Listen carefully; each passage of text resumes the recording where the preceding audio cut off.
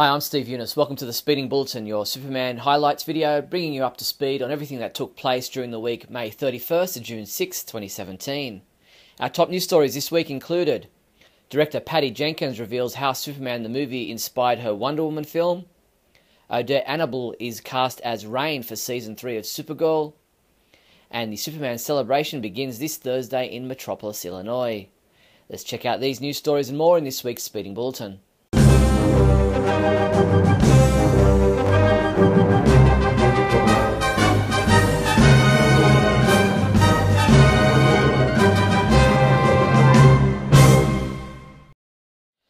In movie news, Henry Cavill posted 2 updates on his personal Instagram account on Tuesday. Apparently, from the look of the photo and reports from BatmanOnFilm.com, Henry is currently in London participating in significant reshoots for the Justice League movie. The report states that these reshoots have commenced in London under the helm of Joss Whedon. We're told that they're not your standard pickups, which most films go through at this point in the process, so much so that film is expected to take place through June, July and possibly into August. Whatever they are, Superman appears to be part of what's being filmed, as deduced from Henry's first Instagram post on Tuesday, showing him, well, his feet, as he relaxed in his trailer. The second post from Henry was to congratulate Gal Gadot, Patty Jenkins and the rest of the cast and crew of Wonder Woman on the film's success. Speaking of which, Patty Jenkins, the director of the Wonder Woman movie, recently told EW.com how she was inspired by Richard Donner's Superman the movie, even inserting a number of tributes to the film into her movie. "It was my Star Wars," she said. There's the obvious tribute like the alley scene in which Diana stops a bullet from hitting Steve Trevor, but the alley scene isn't the only nod to Superman the movie. Not only does Diana don a pair of glasses to form her secret identity, but she also has trouble exiting through a revolving door, something Christopher Reeve's Clark Kent did in Superman the movie as he exited the Daily Planet building as he followed Lois Lane outside. Missing memories provide an intriguing mystery for everyone's favourite young female protagonists in the all-new animated film LEGO DC Superhero Girls Brain Drain. Produced by Warner Bros. Animation, DC Entertainment and the LEGO Group, the film, the first LEGO entry in the worldwide DC Superhero Girls franchise phenomenon, will be distributed by Warner Bros. Home Entertainment on July 25th on digital HD and August 8th on DVD. Filmmaker Darren Wallace has released his short fan film Batman vs. Drunk Superman, in an irreverent yet hilarious spin on the Batman v Superman Dawn of Justice rooftop fight. Tell me, do you bleed?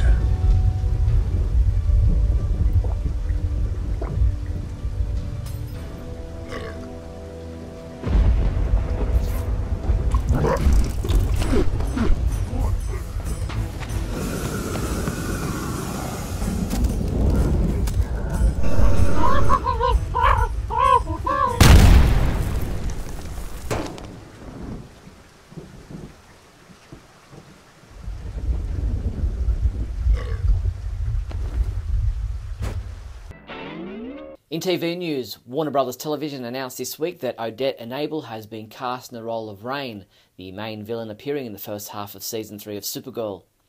In the New 52 era of the Supergirl comic books, Rain was known as a world killer, a being created by a group of rogue Kryptonian scientists. Rain and her fellow world killers became enemies of Supergirl when they attempted to conquer Earth.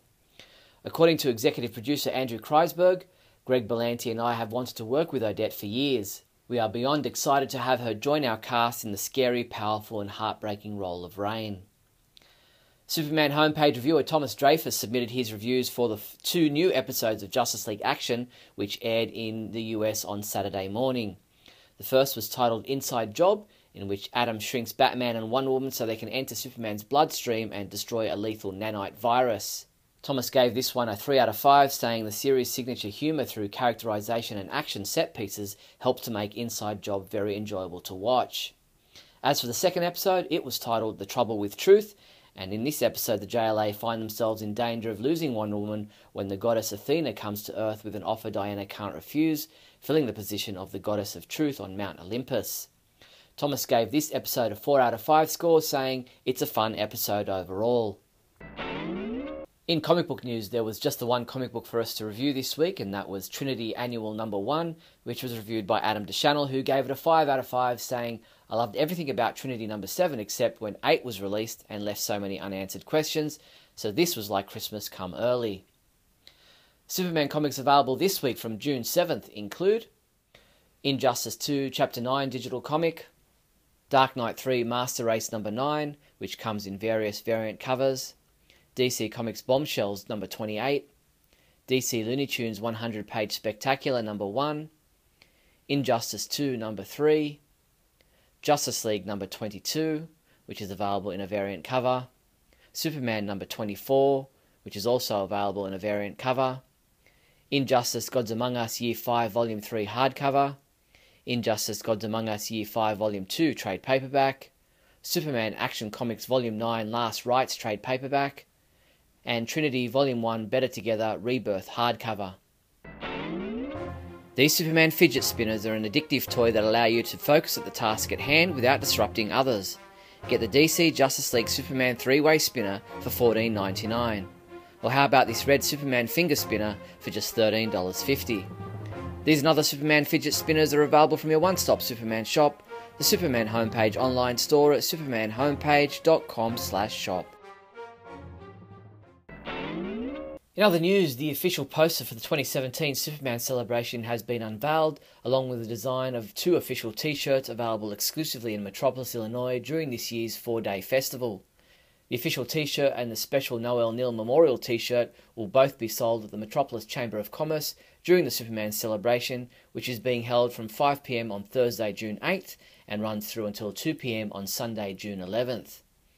Speaking of the Superman celebration, don't forget that the Superman homepage meet and greet is scheduled for Friday, June 9th at 10:30 a.m. inside Hardee's, located at 601 Ferry Street, not far from the Superman statue. There will be prizes to be won and giveaways for everyone who shows up, with lots of new and exciting games and interactive fun to be had. Night Models continues to expand its line of DC Universe miniatures with a Kryptonian-themed line of new releases. Superman fans will be eager to get their hands on the new pre-orders available from Night Models. Amongst the new releases are a LexCorp Industries 4-pack, a LexCorp Heavy Trooper, General Zod with Faora and Namek, and a supersized Doomsday figure, which will pair well with the Superman figure, which is obviously the most coveted miniature in this new set. Pre-order yours through the Night Models online store at nightmodels-store.com. Get ready for the Panini Justice League trading card game. This new game from Panini is both easy to learn and competitive. It also requires an element of strategic depth, making it fun for all. Fight against an opponent with a unique team of many possible heroes or villains. The Panini Meta X Justice League trading card game will be available from July 19th. We'll let you know when it's available to order. DC Entertainment posted the 11th episode of Season 3 of the DC Superhero Girls online animated shorts. Titled Day of Funship, Starfire and Blackfire must protect the zoo from King Shark. The sisters realise they have more in common than they thought. You can watch the episode in full at our website now. Dean Cain and Terry Hatcher will reunite in Australia when they appear as special guests at Supernova Sydney next weekend. David Harewood from Supergirl and Injustice 2 writer Tom Taylor will also be in attendance at the convention, which runs across June 16th to 18th at the Sydney Showground in Sydney Olympic Park. Tickets are available to purchase through ticketek.com.au. The Superman homepage Super Trivia Quiz has been updated for another month, and the 3 questions we're asking you this time around are: what is the mascot of the Smallville High School football team in the TV series Smallville? According to Superman comic books, what sport do the Metropolis Monarchs play? And what was Superman's alter ego in the Elseworlds comic book story Superman Inc.? If you think you know the answers to all 3 questions, come by the site now to submit your entry. You'll find the Super Trivia Quiz under the Favourites menu. That's all the news there was for the week May 31st to June 6th. Please, if you found this video interesting or entertaining in any way, then leave a comment or a thumbs up below. Share it with your friends on Facebook, Twitter, and any other social media account you might have. And if you want to support us, head to patreon.com/Superman homepage. Well, that's all. I'll be back after Scotty V. His segment of Great Scott is up next. But I'll be back after Scotty with my Did You Know segment for this week. Great Scott. Great Scott. Great Scott.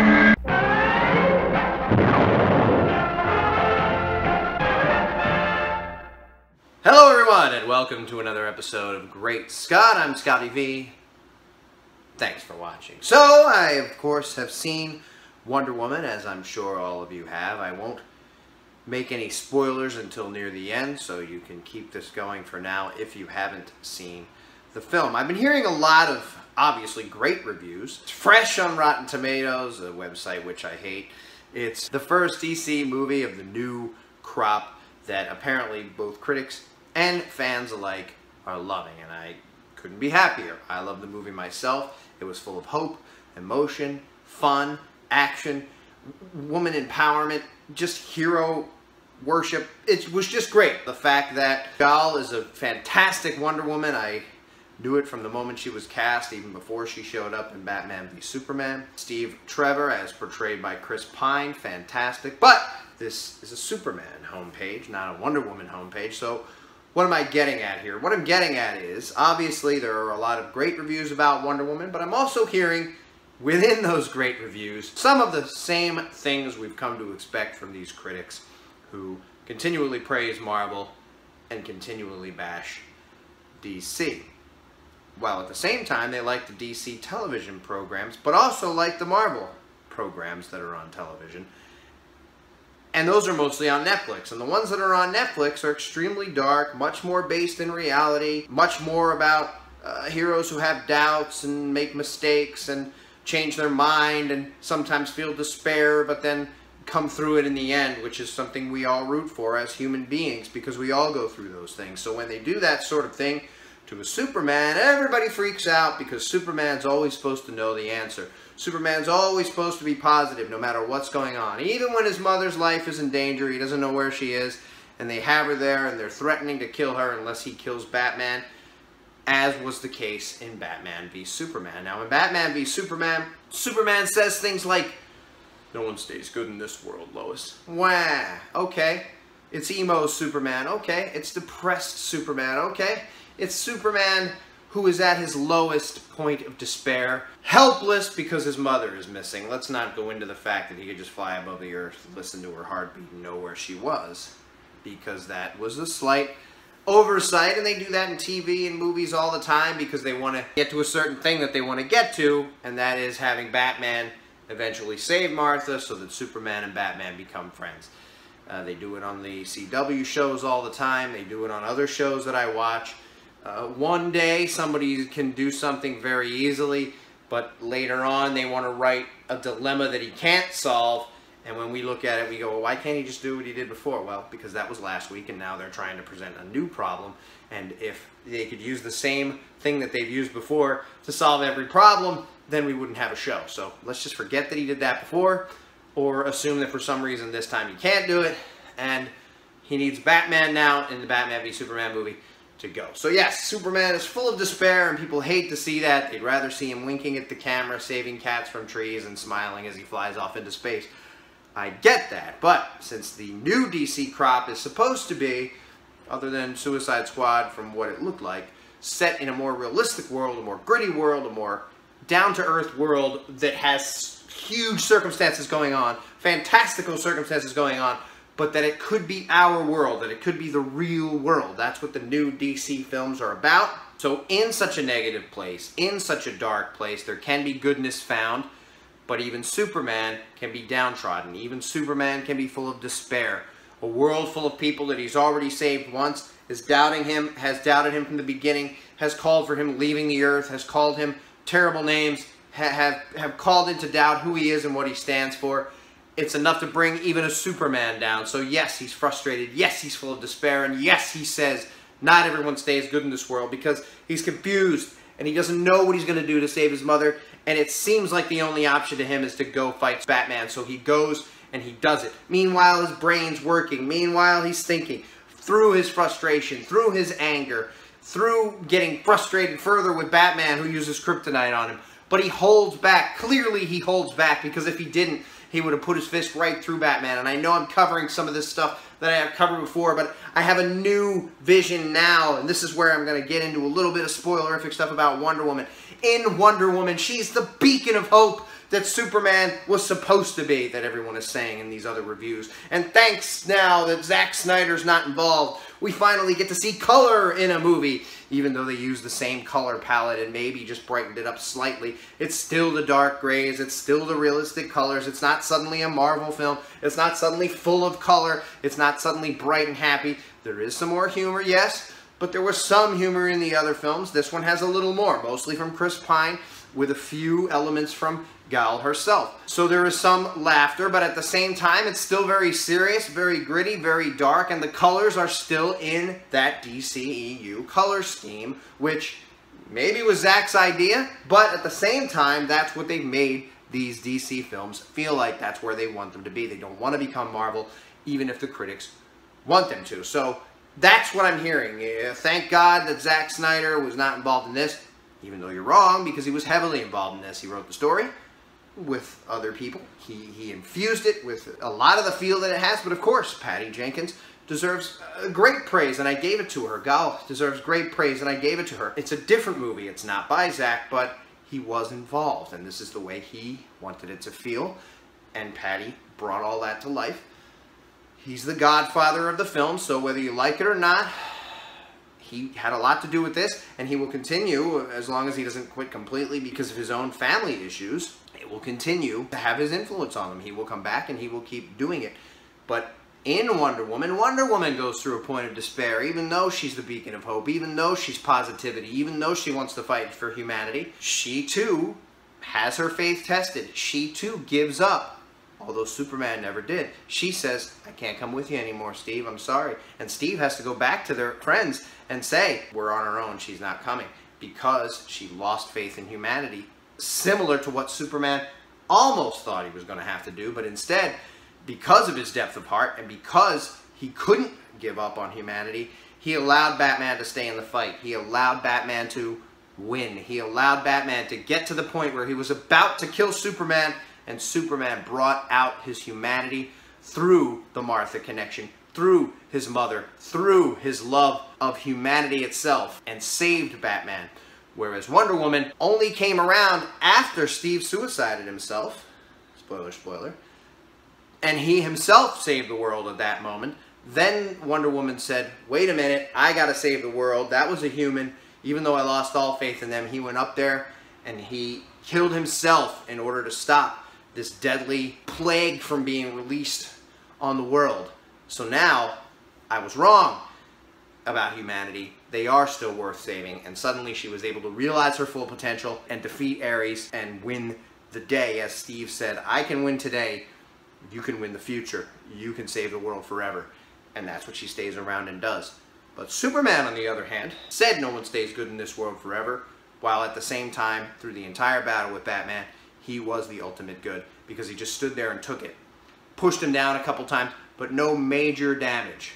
Got a little angry, the suit got a little destroyed, but he could have just put the fist right through it right at the beginning. But he had hope. He thought he could convince Batman. He knew he could convince Batman, and he did it. All the while never giving up on his own humanity, and never giving up on the world, and then coming out of that battle, and of course saving the world once again. Regardless of what everyone on the planet was saying, regardless of how bad reviews of him were, he still kept coming. And Wonder Woman does the same thing and has the same point of despair and has the same moment where she gives up. She shakes her head and says she's not a part of it anymore. But of course, the Wonder Woman movie is great, and there's no talk about her being out of character or her never supposed to be going into that pit of despair. The pit of despair! Don't even think about it. Anyway, so that's my point. I loved Wonder Woman. I thought it was great. I love the DCEU so far. I haven't watched Suicide Squad. Probably won't. Didn't interest me. But there's a lot of double standards. And the way this series is going, these are heroes who are not completely infallible, but who eventually make the right choice in the end. And sometimes, Steve, sometimes before they can win, some bad things have to happen around them.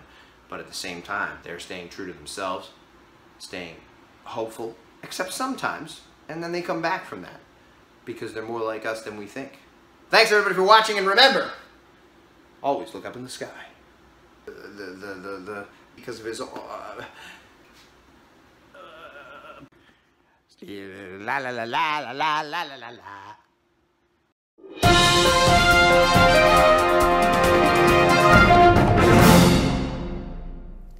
Did you know June 2nd was Donut Day? I have a feeling that June 2nd may be Supergirl star Melissa Benoist's favourite day of the year.